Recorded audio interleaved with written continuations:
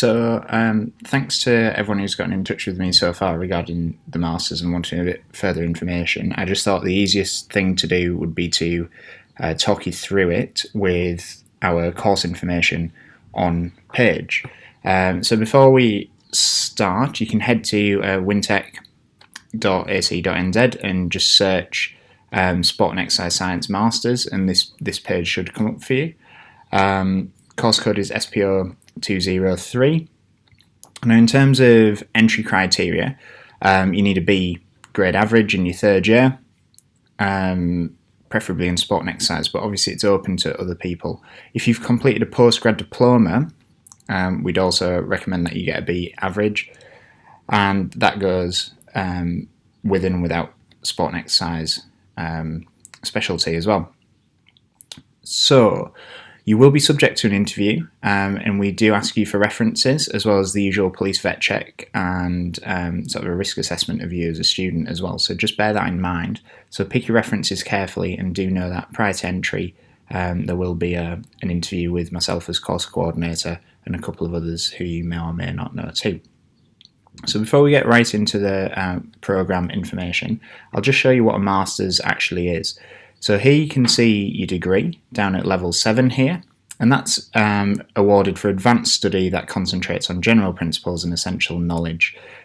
Typically degrees are 3 to 4 years in length, but people can chop and change this depending on part-time options.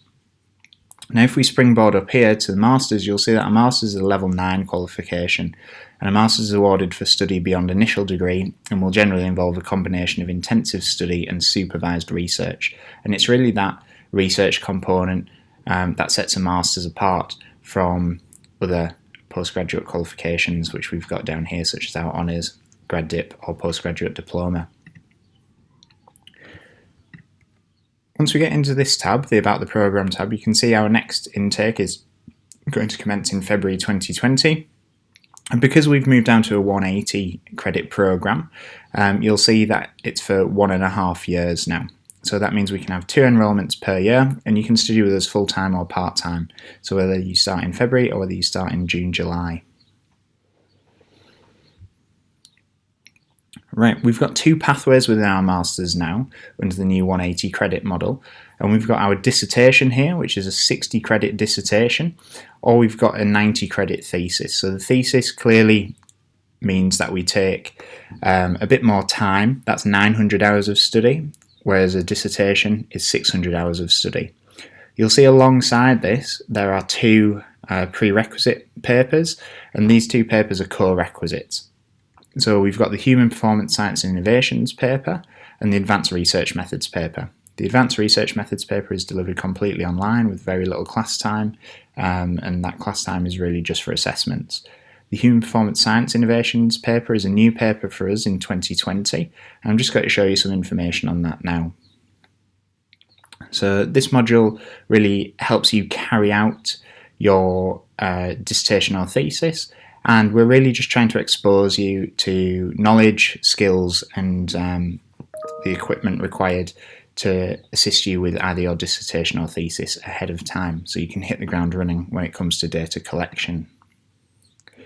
Other new papers that we have this year, so as I said, we've condensed that thesis down to 90 credits from a previous 120, but other new papers that we've got this year are health and wellness psychology, so shifting away from sports psychology and really focusing on things like exercise adherence and issues that may affect the general exercise in public as well as athletes. And then down here we've also got work integrated practice.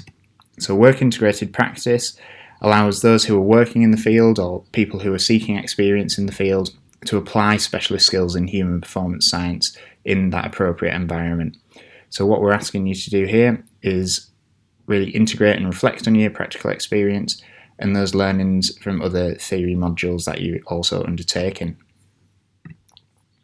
Right, so as well as our difference in thesis and dissertation, this obviously affects the other specialist modules you can take. If you undertake this thesis module, this thesis option, then you can take 2 specialist papers down here. If you take this dissertation module option, then you can take 3 specialist papers from down here. That's about everything at a quick glance. If you want to know more, just drop me an email and I'll be happy to answer any further questions you might have.